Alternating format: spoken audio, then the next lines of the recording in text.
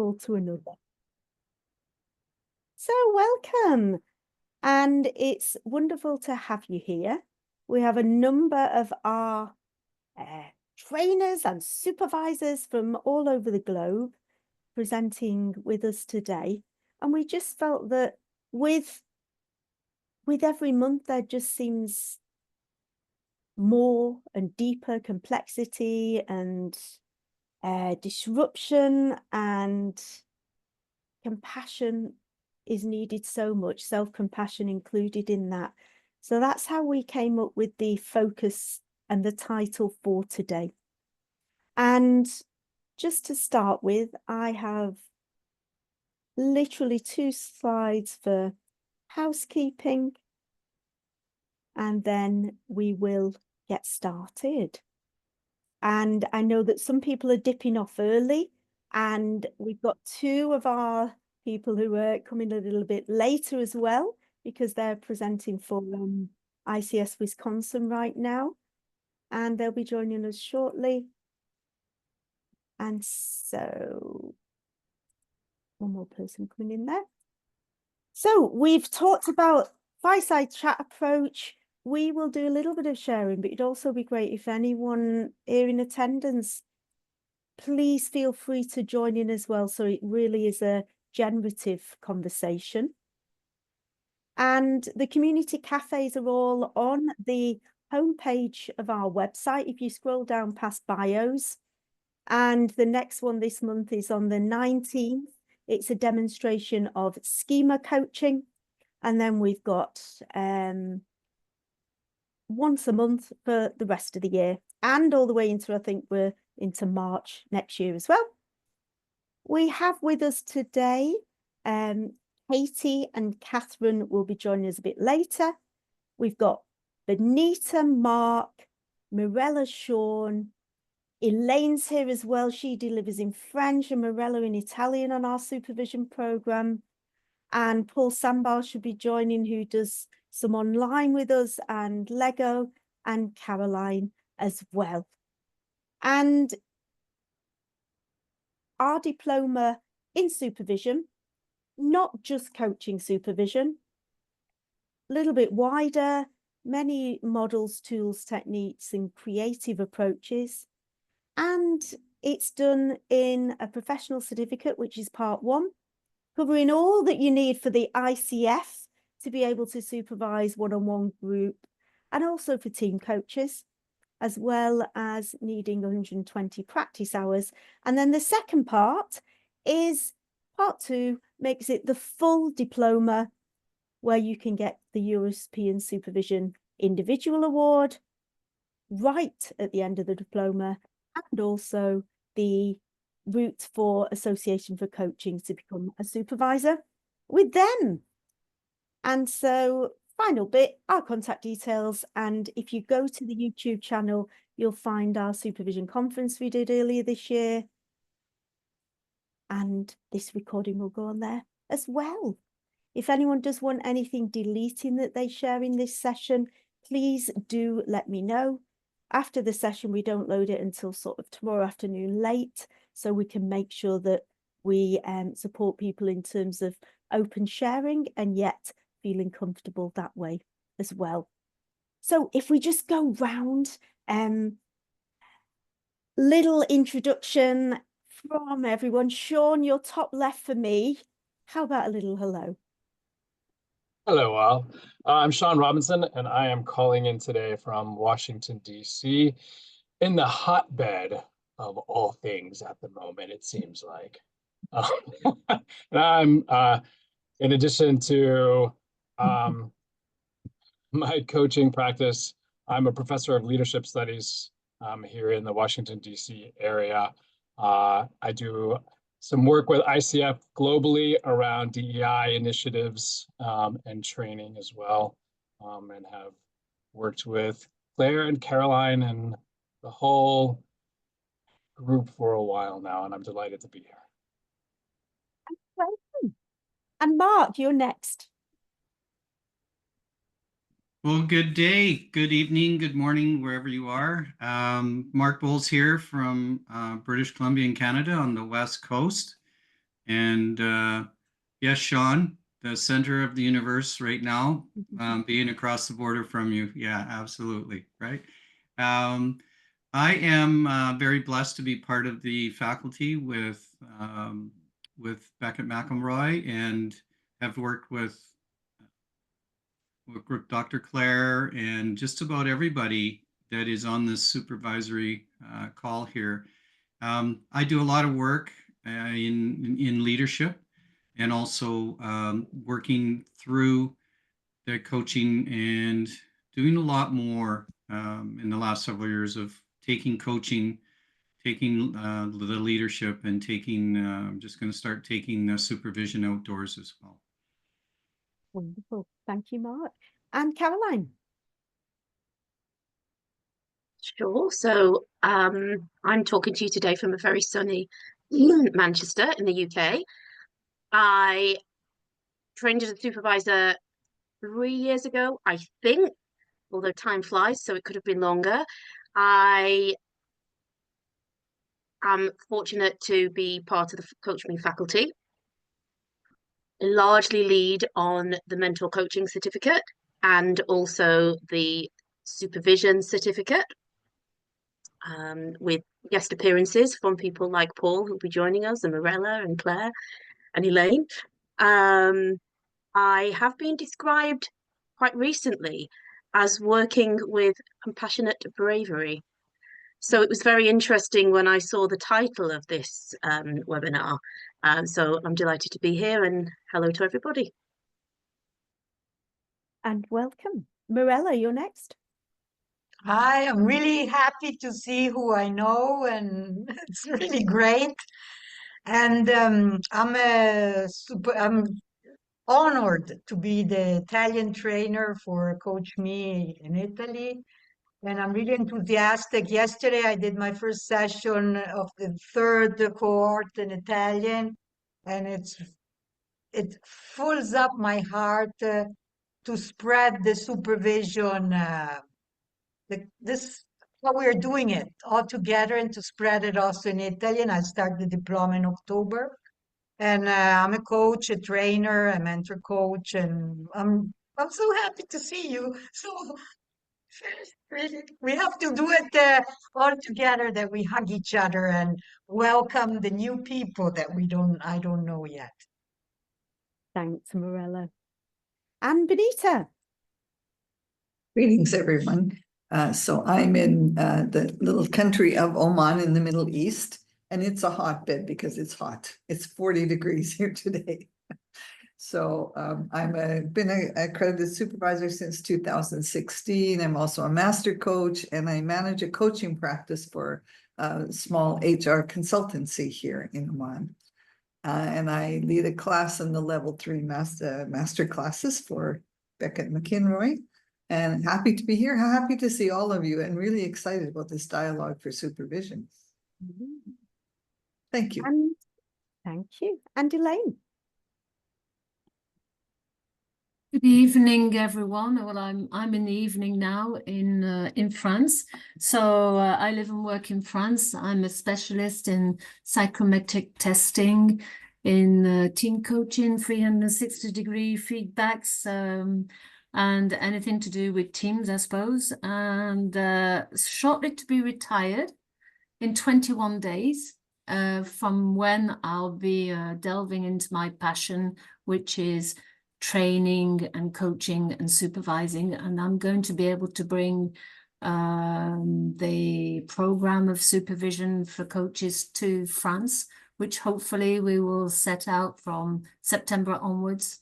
I'm really excited about that. And I'm also really excited because I've just created my artificial intelligence agent bot for coaching. And I'm testing it at the moment. Hello, Joanne. And just before that, I was saying to Elaine, and we need a community cafe on that, absolutely, in time. So I'm going to dive straight in with the questions, just because Mark, we're also busy this week with International Coaching Week. Mark's got to jump off onto another call. So Mark, with all the uncertainty and challenges in the world, what do you see as the greatest opportunity in relation to supervision and impact? Wow. Boy, you had to pick me to start this one, didn't you? Yeah, it's a powerful question in the sense that when you think of the gift that supervision can bring and helping clients, helping coaches through supervision to really understand how they are showing up, and especially around their presence. And there's, as we know, there's so much around well-being, and it's such a, I think, to have the space to sit in and identify those moments where we can support them from a place of compassion, to allow them to find themselves on their way forward when there is a lot of discomfort in the uncertainty. There's a lot of discomfort in the unknowing, and helping them through those stages becomes, I think, a real impact for helping set them up when they are across from somebody that's bringing things from a leadership, organizations are shifting and all those other components. So I think really the gift of not allowing them to feel alone. And I think one of the most powerful moments I had recently with supervision was with a client where we were in two different places, but they were on a park bench and I was sitting on the log in the forest. And they're just the clarity of thought to ponder as they listen to the birds, and they're, you know, like you think of spring and what's happening in the background. And again, we can help facilitate the environment that they're thinking happens as well. So hopefully that answers the question. I apologize because my brain is a little racing, because in 15 minutes I'm doing a coaching week presentation, so I've got to jump off, and I'm looking forward to the recording of this because it's going to be incredibly valuable. And we appreciate you dipping in for the start. I love what you've said, Mark, and I'm also thinking recently, a client of mine that I was supervising who works from home, does their own thing, own business, and was feeling physically heavy from what was happening in their client's work, in the client system. And they said the most valuable thing was to be heard and just having the space to unpack and offload that restorative element of supervision. So I think that's, you know, resonance with what you've said there. Yeah. If I can add something to Claire to that, is there's such value in being able to even create some sort of movement with our clients, because it is, from a neuroscience point of view, it is the release of things that allow us to see with more clarity through movement as well. So it's not just sitting, it's what's the environment that we as supervisors can help support, so that we can support that from a neurological point of view as well. And as you say, the physical aspect of the heaviness, by just movement, we can change that dynamic as well. Just leave that thought with you as I say goodbye to everyone. Oh, I love this topic. I could stay, but I got to run and get my brain ready to go. All right. See you soon, Mark. Thank you. Have fun, everyone. So Caroline, so I'm thinking of this question, and I'm thinking also specifically of group supervision. Your choice whether you answer it that way or not. In what way is your compassion demonstrated when providing supervision?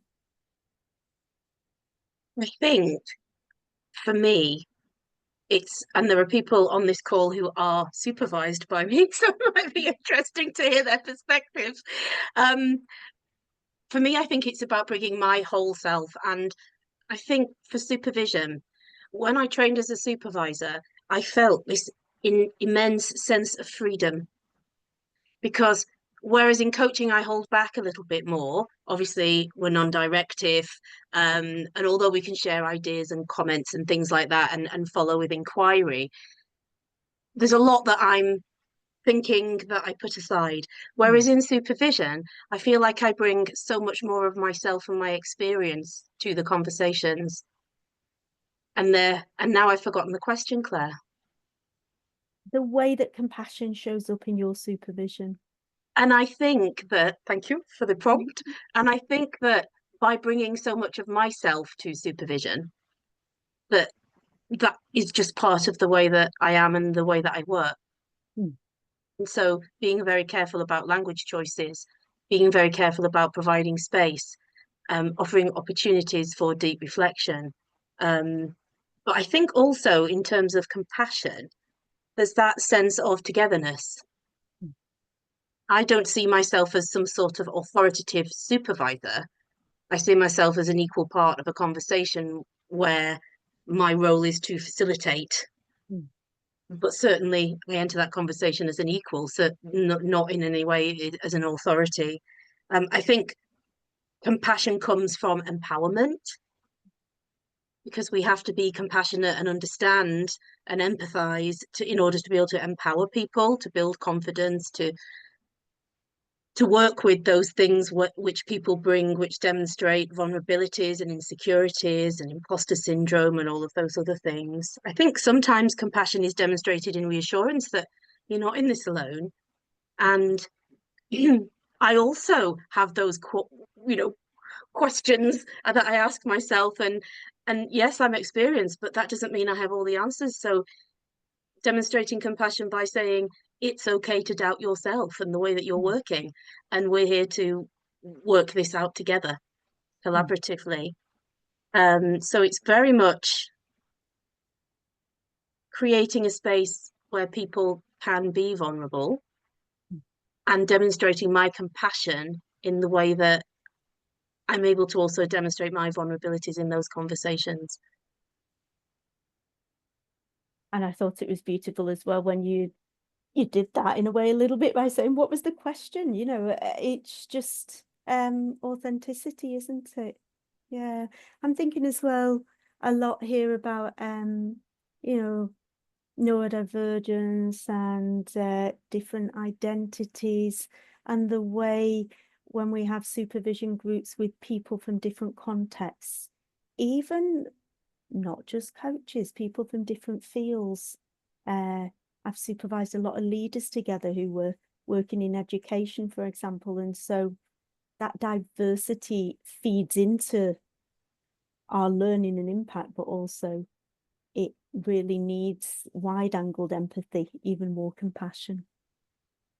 And if we are working across cultures, which many coaches do, then it's the empathy and the real desire to understand somebody else's context and perspectives and the systems that they're working in. Thank you. Sean? I want to add one thing, because I love that. And Caroline is spot on about how she shows up in supervision. But I think it's not just feeling heard, but Claire, you touched on this, it's feeling seen. Because I work in a DEI space, and for a number of my folks, feeling heard and being heard is important, but also seeing them for who they are and where they are becomes incredibly important, particularly as we think about how identities show up in different spaces, and giving them that reflective space to really be who they are. And as Caroline says, the space for us to also be vulnerable and to be authentic with who we are, which then allows us to role model for some of that. But I really like this idea of feeling heard, but also feeling seen, because that then I think allows for full compassionate engagement. If I can add, I don't know how to raise the hand. I don't know why it's not working. That's fine. Like this. I would add also feeling felt. Yesterday, I did this demo in the 15-minute demo. And at a certain point, I was really feeling the supervisee. And I followed my authenticity, my intuition, and I asked her, and if you were that young 17-year-old girl going on the horse, really going fast, but I didn't know if and she said, wow, I used to go horseback riding when I was 17. And she felt that I was feeling her. So I would like to add this, and also I was feeling myself, and I felt, and I recognized my intuition or my.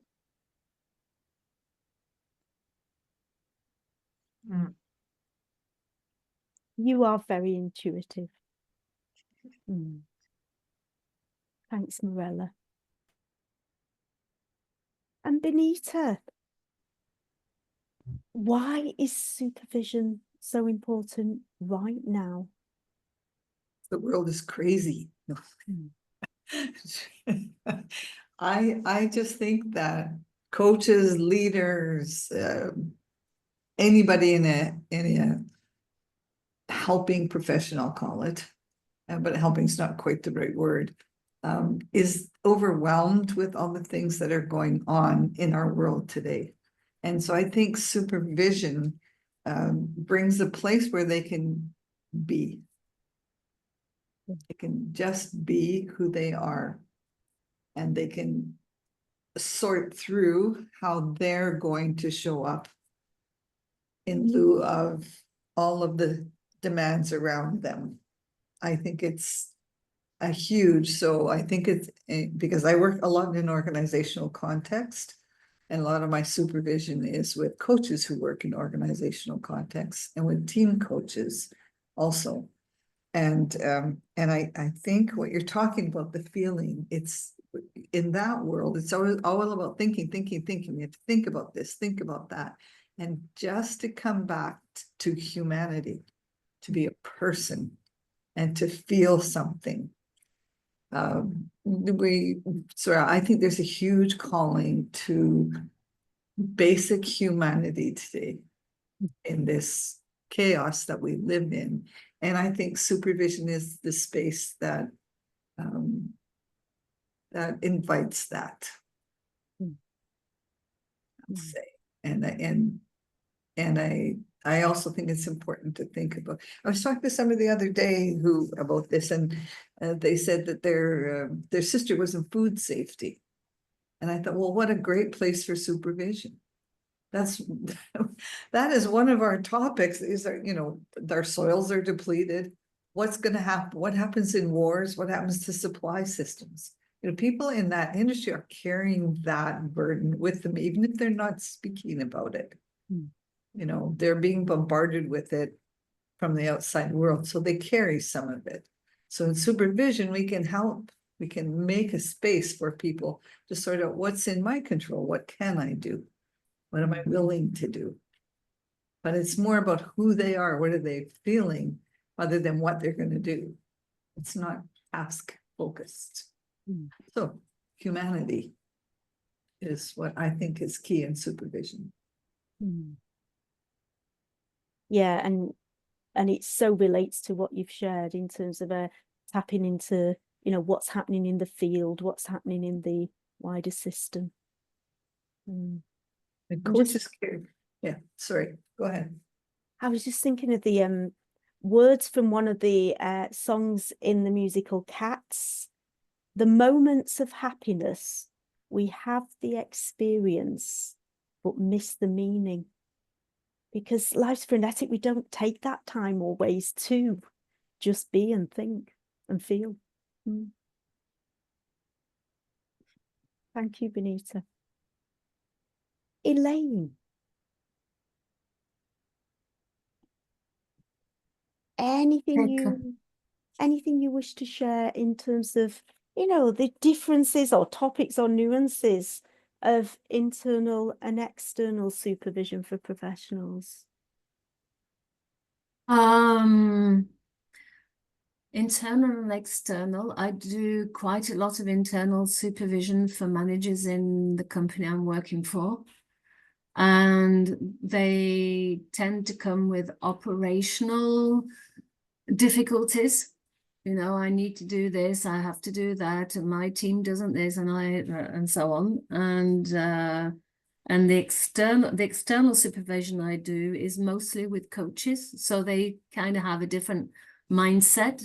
And I'm not so sure yet which ones I prefer, if there's a preference. I think I go further and quicker with the coaches because they're used to the kind of questioning that I have, whereas the managers will, you know, what do you mean? What's stopping me, or whatever. But for the managers, I mean, my basic role seems to be to say to them, you're enough and you're okay. And, you know, this is, you've done what you could do in the situation, in the complexity of everything, and with the knowledge that you have, and because they tend to blame themselves. And so we unpack all of that, and we look at the complexity and so on, but it provides them with a safe space. And Mark was talking about a gift, and it's definitely that. It's definitely a time to just breathe, relax, and someone saying to them, come on, you know, you're fine. You're going to be fine. You'll be fine. So, yeah.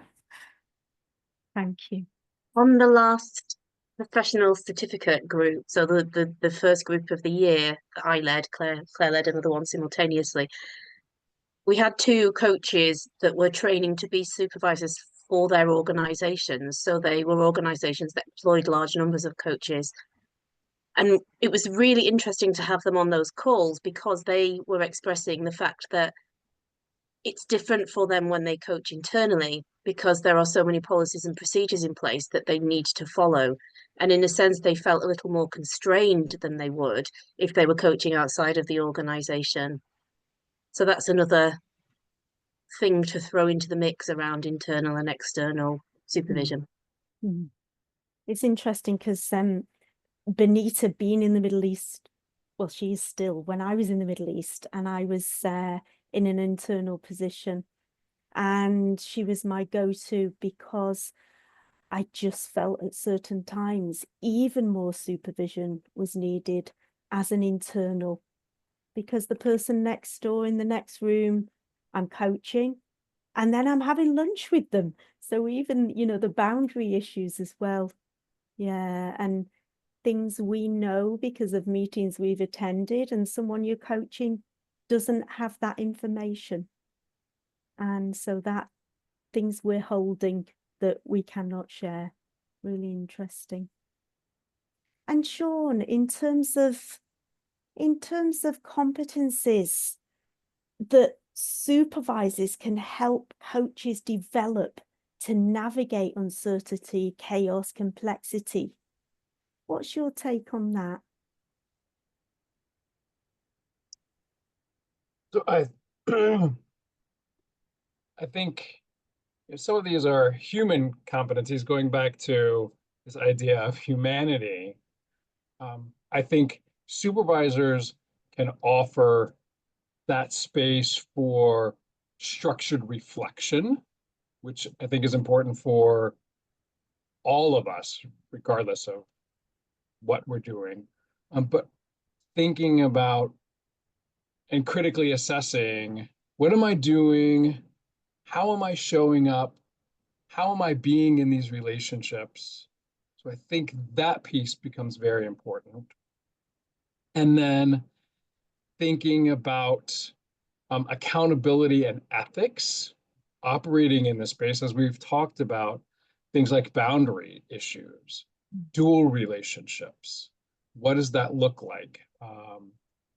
And for me, part of that is also my own identity as a supervisor and my own identity as a coach, and then having some role clarity. And, I know this is something I've talked about, not just with my supervisees, but I've even brought up in our supervision group, and it's come up in different ways of what is my role? And do I have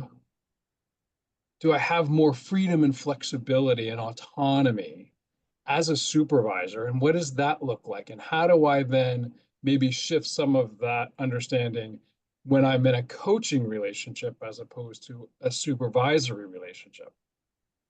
And I think one of the big skills, I don't want to call it a competency as much as a skill and a mindset, really is about resiliency and stress management these days.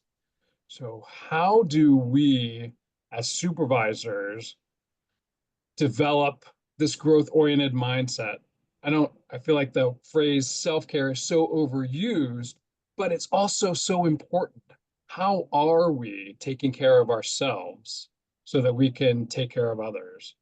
And thinking about stress management, thinking about coping strategies, what kind of these resilience building frameworks become important that we as supervisors can put into place for ourselves, but then also help our supervisees who can then help their coachees. So those are some of the big picture competencies and skills, and even mindsets that I think are so important these days as we continue to think about being rather than doing, as we think about this, all the issues around feeling heard, seen, and felt, and being comfortable, as Mark said, with not knowing, being okay with that in the ambiguous space that we are. Some of us are experts and we want to have an answer all the time.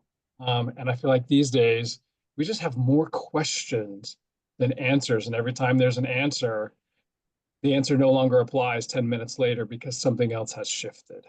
And so being comfortable with that, and being comfortable asking more questions and making fewer statements, I think. And it makes me think there as well of the ethical conversations that come up in supervision. And sometimes together we do create even more questions than answers and work through it. Thank you, Sean. So welcome, Katie and Catherine. I'll come to you very shortly. I've just got another question. We've touched on it a few times, Benita. And I think having it as a question is really important too, because there is, quite a lot of people, quite a lot of coaches who've never had supervision. And there's others who see programs such as coaching supervision, whereas our program it's supervision competencies for supervisors to use with any professional. So what do you say when people say, is supervision just for coaches? No. No. No. It's again, if I'm thinking of, I think of humanity, and we have I and many people have this habit of having to categorize. Okay, supervision is just for coaches, or supervision is just for therapists. I think the world is really inviting us to broaden our perspectives in the way we see supervision as many times today, people have said it's a gift. And we could invite many people to readily share in that, getting back to humanity. So when people say, I say it's great for coaches. Coaches carry a lot of burden that their clients share with them. So supervision is fabulous for coaches, but why just coaches? Why would we limit that? So for me, it's again that theme of humanity and having a broader perspective. Whether you're an internal supervisor, external supervisor, internal coach, external coach, therapist, psychologist, you're a nurse, a doctor. I can think of hundreds of professions that would just love to be humans. And what I love about that is, especially in group supervision, if it's a number of different professionals, and yet it may be a generic topic. In our program the other day, I invited a long-standing family friend who's a nurse, and it was about her appraisal conversation. And the supervisors really came up with some amazing naive questions. And that's, that is a really, for me, an interesting exploration, but interesting where the EMCC world sees that the supervisor should have been there and done that, be it a coach, be it a mentor, or still does that. And then ICF, not quite as polished in terms of that. And I do hope in the future there's more conversations about, of course, supervision for mentor coaches, supervision for facilitators and trainers. Managing training and the group dynamics is a wonderful topic for supervision too. Thank you. Claire, one of my favorite quote when I think of supervision is Carl Jung, and his quote, "Know your theories and your models really, really well. But when you're sitting across from another human soul, be just another human soul." And I think that encapsulates supervision. Absolutely. And so, Katie, welcome. And I shared that you've been on a International Coaching Week presentation, and so we appreciate you being here, jumping from one call to the next with us. And some news. So Katie, Catherine and myself will be delivering our supervision program in November in the Midwest of the US. So we we'll share more about that down the line as well. And for now, Katie, how have you found that supervision helps the coaches and leaders that you work with in terms of replenishing their capacity for compassion and empathy and ensuring they don't burn out?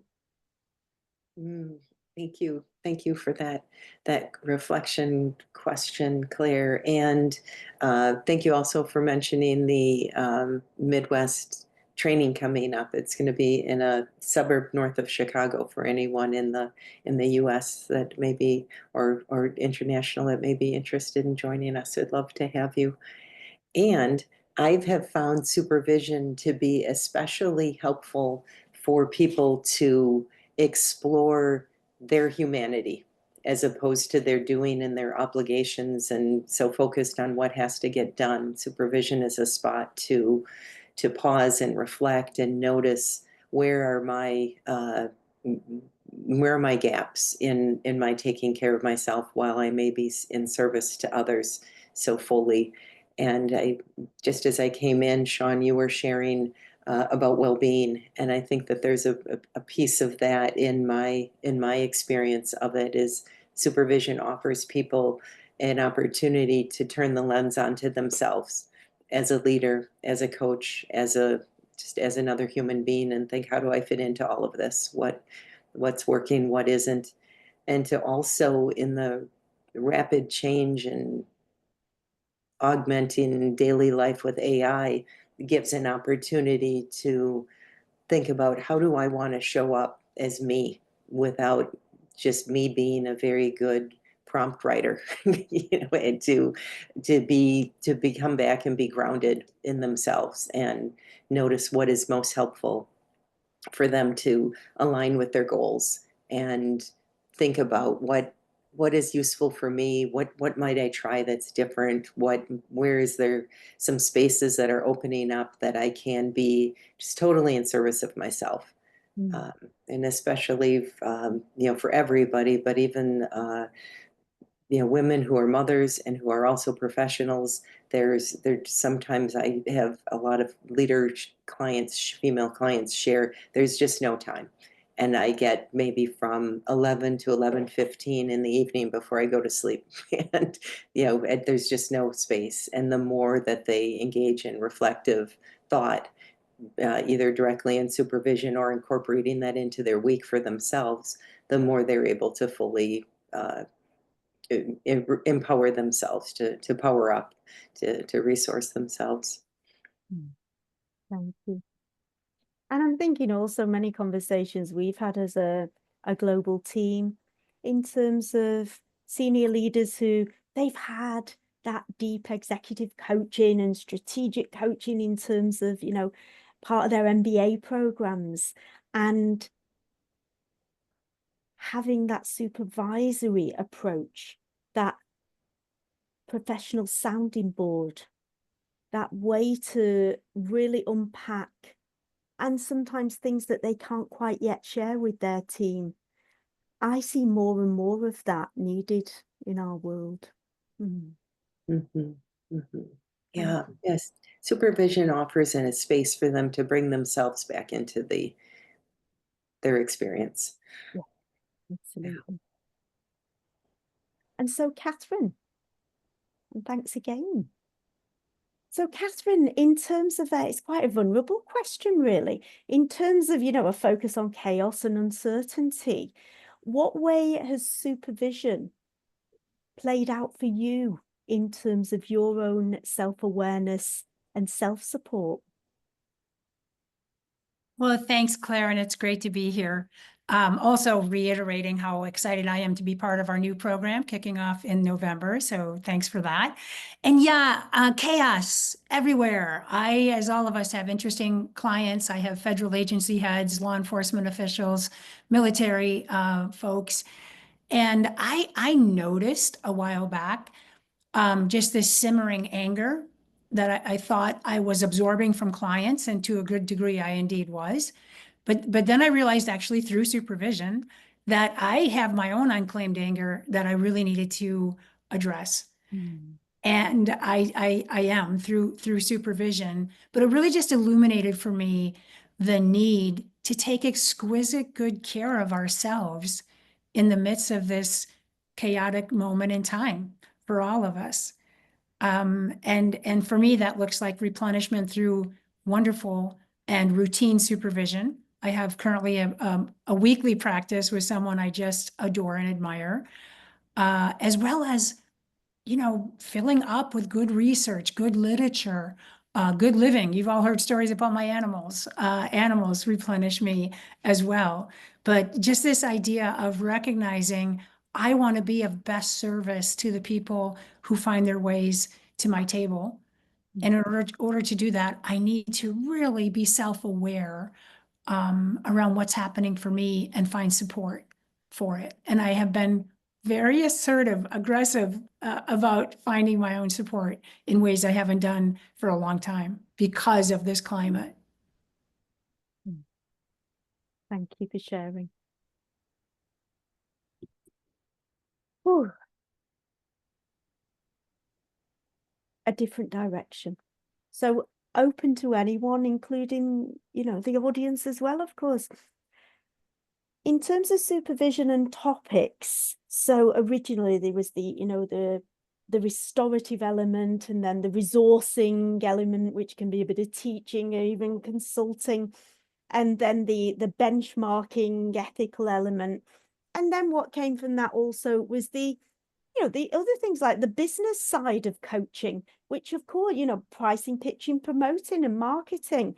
So what have you noticed as some common topics that have come up in your supervision, be it you being in a group or one-on-one or delivering it?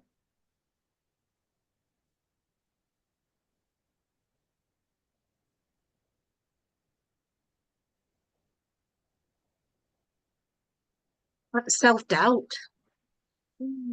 That comes up regularly from coaches with all sorts of amazing experience, but they bring the self-doubt to supervision, often on a loop. I did a supervision session this morning, and that was one of the topics. So I think that reassurance, restorative element is really important. And I think the benchmarking comes into that, because often when people say, I did this, was it right? What would you have done? And to be able to say, yeah, I would have done something quite similar. And it's almost, oh, thank goodness for that. I'm not so terrible after all. So that definitely comes up as a theme that I see across supervision. I think with that as well is that, a lot of coaches, if they're not in organizations, they can in some ways be busy, doing their work during the day and a little bit isolated. And so supervision helps to be able to connect, but also, listen to other perspectives. Absolutely.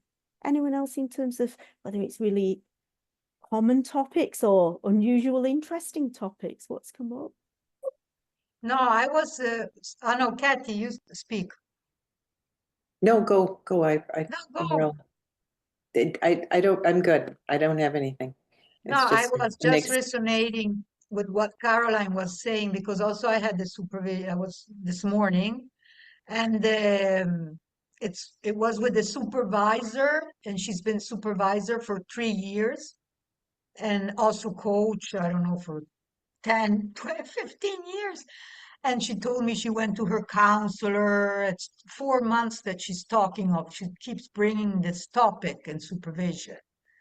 And so it's her that she has to understand why she's judging that her client is sending her pictures of all sexy girls or no. So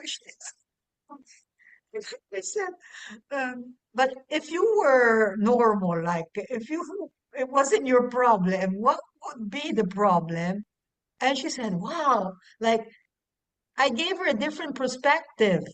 And she was self-doubting of herself. She kept thinking, then if I don't accept, I'm wrong. Or instead, I recognized her profession and her skills. And she said, in this 5 minutes question, like it changed completely the situation. And so it's self-doubt, or maybe there are some values that they don't match with your values. And so you go to supervision to try to accept the values of the other person, but they were really against her values. So it's helping with supervision sessions to the person to empower and to honor what you are and your experience. That's a great inquiry. Can we supervise when there's dissonance between our values and those of our client or the organization that they're working in? Especially organization. Anyone else? If I may share, as a supervisor, I am a baby on this field. I am getting started. But one conversation that I had very recently was like creating this space, right, for basically self-care, if I may say that, for coaches, and the value that they give into that as well. Right. So that it was like this reflection of a value your service as a coach, expecting others to value your service as a coach, but also being able to invest on supervision for caring for yourself, right? For supporting yourself to show up in the best way. So in my experience, I felt a little resistance towards that, like, oh, should I invest on this? or should I be investing on another class or another training, another program instead of investing in supervision? So this is more like in relation to the business aspect, and this is something that came up for me recent and really resonate with me as well. But personally, I was like, how do I feel about that? Right, on investing on myself to have this space. So I think this is an interesting point as well to explore on a business with the business lenses of supervision. We're privileged when we get to think and we get to learn, even when we're doing our practice. Yes, definitely. So yeah, so that's what I wanted to share. If anybody want to contribute, I'm here to learn as well. Thank you, Ludmila. Anyone, any questions, Tatiana? Questions or comments? Yes, I have some comments and questions and everything. Yeah, what occurs to me actually from my last supervision from today, early in the morning, and I figure out when you ask about how we perceive supervision, actually I perceive it like a good and safe and wide space for disagreement. You know, coaching isn't such a good place for disagreement from my perspective, because, you know, a person has their own issues, their own dilemmas and so on. And during conversation in coaching, they build for themselves something. My perception is actually knowing supervision better and better, that in supervision we build together something, even with disagreement. And I like this because, you know, I don't like arguing, I don't like conflict and so on. But what I notice actually that I'm good in argument about ethical code, about some ethical dilemmas, and it is not a problem to defend it and to protect it in supervision. This is my observation. So certain topics. Yes, yes, yes, of course. Thank you. Thank you for sharing. Anyone else? We've got about 6 minutes left. Comments, questions for the panel?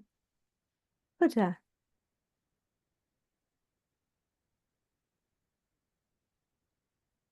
Hi, everyone. Welcome. Nice to talk to you. I'm really impressed by with all your experiences. And I've been tracking all of you, and I can say I'm aligned with Mrs. Katy Dresser. I'm sorry if I'm spelling it right. Okay, so I've been asking to give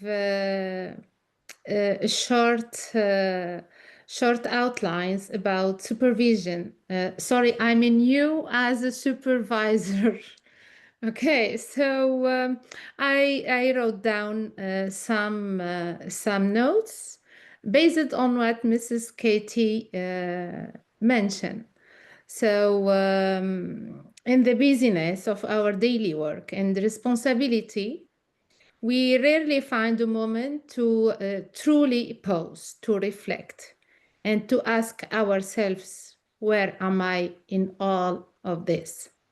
So what's working well and what needs care? Okay, so supervision offers us that unique space, not just to evaluate our work, but to reconnect with ourselves, with our humanity, especially in time of AI and very quickly change in this world. So supervision allow us to slow down, to ground ourselves, and not just as professionals, but as a people. So it gives us a moment to breathe and to realign and to come back to who we are beneath in all the doing. So this is just a small conclusion about what I was tracking. And as I said, I want to congratulate Mrs. Cathy for what she was mentioned before. Thank you for all of you, and big hi from Tunisia. But I think that is a fabulous synopsis of the session, really. I think you've done an amazing job there. Katie, is there anything you want to share from that?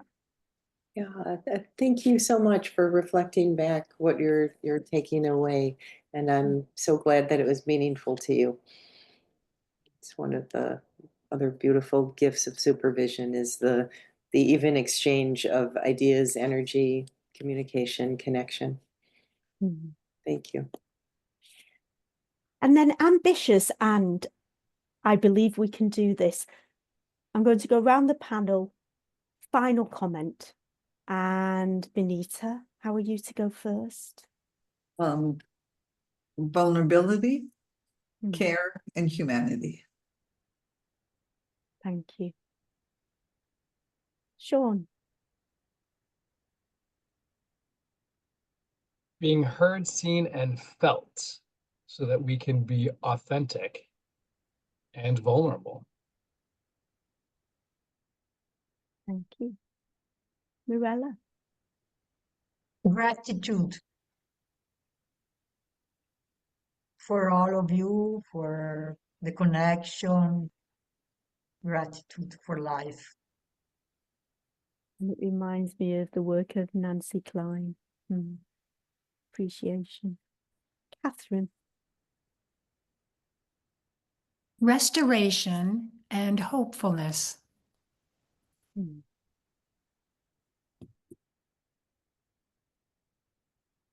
Caroline.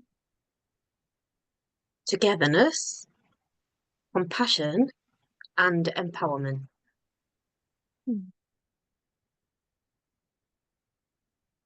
For me, I think it's a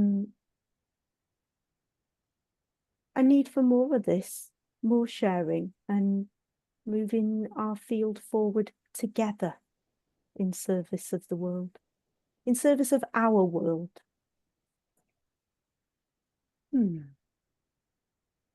So thank you everyone for coming.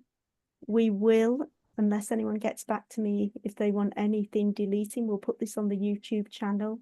I'll make sure everyone gets the link as well in case you wish to share it with anyone else. Have a fabulous International Coaching Week and really appreciate everyone's time today. Thanks, Claire. Bye. Thanks, everyone. Thanks, you. everyone. Thank you. Thank you very much. Ciao. Have a good day.